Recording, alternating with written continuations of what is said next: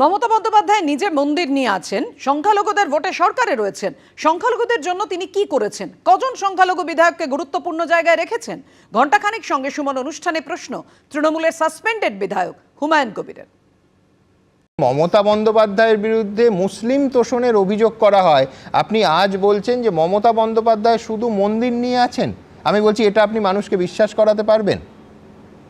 নিশ্চয়ই নিশ্চয়ই বিশ্বাস করাতে পারবো।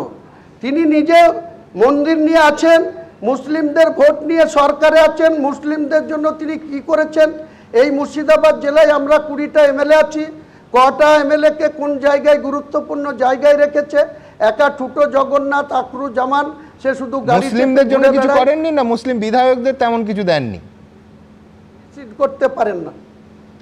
হ্যাঁ, আমি বলছি, আপনার অভিযোগটা কি? মুসলিমদের জন্য তিনি কিছু করেননি নাকি মুসলিম বিধায়কদের তিনি কিছু বিশেষ দেননি, বাড়তি দেননি?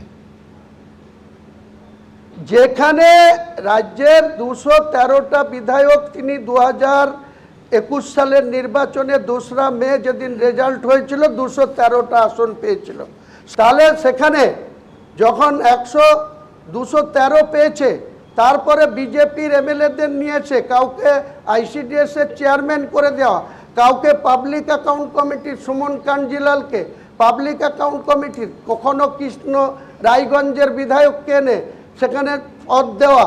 আর এখানে যারা তৃণমূলকে দুহাত তুলে ভারতবর্ষের স্বাধীনতার পর, সংসদীয় রাজনীতির পর, যেটা সব থেকে বেশি 2021 সালে 22-এর মধ্যে দুটো ভারতীয় জনতা পার্টি, মুর্শিদাবাদ 64। বেশ, আপনি মূল কথা বলছেন যে একদল পেয়েছে, একদল পায়নি। বিজেপি 19টি রাজ্যে ক্ষমতায় আছে, আর সেই দলও পশ্চিমবঙ্গে 40,000 বুথে এজেন্ট দিতে পারে না।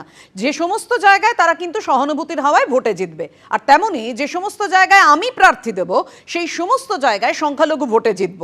এ ব্যাপারে আমি আত্মবিশ্বাসী।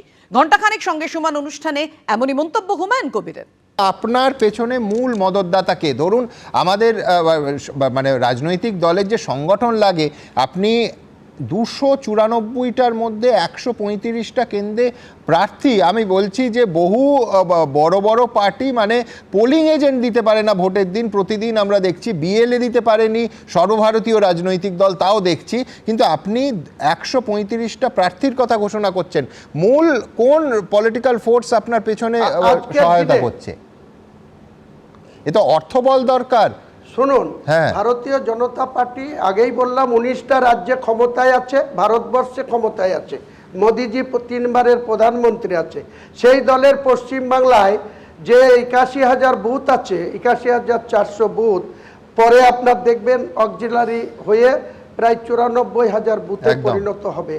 সেই 94,000 বুথের মধ্যে বিজেপির আজকের দিনে 50,000 বুথে তাদের ওয়ার্কার আছে বা বুথ কর্মী আছে, বা বুথের দিনে এজেন্ট দিতে পারবে। বাকি তাহলে 40,000 বুথে দিতে পারবে না, বা 35,000 বুথে দিতে পারবে না। তারা যেমন সিম্প্যাথি গ্রাউন্ডে ভোট পাবে, হিন্দু প্রতীক পদ্ম ফুল থাকলেই হিন্দু ভাইরা গিয়ে সেখানে কোনো লড়াইয়ের দরকার নাই, এজেন্ট দরকার নাই, ভোট দিতে গেলেই তাদের প্রার্থীর পক্ষে বুতাম টিপবে।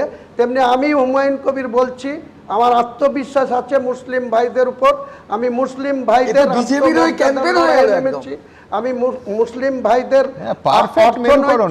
আপনি যা হাওয়া তুলছেন, একদম পারফেক্ট মেরুকরণ। এবিপি আনন্দ, এগিয়ে থাকে, এগিয়ে রাখে।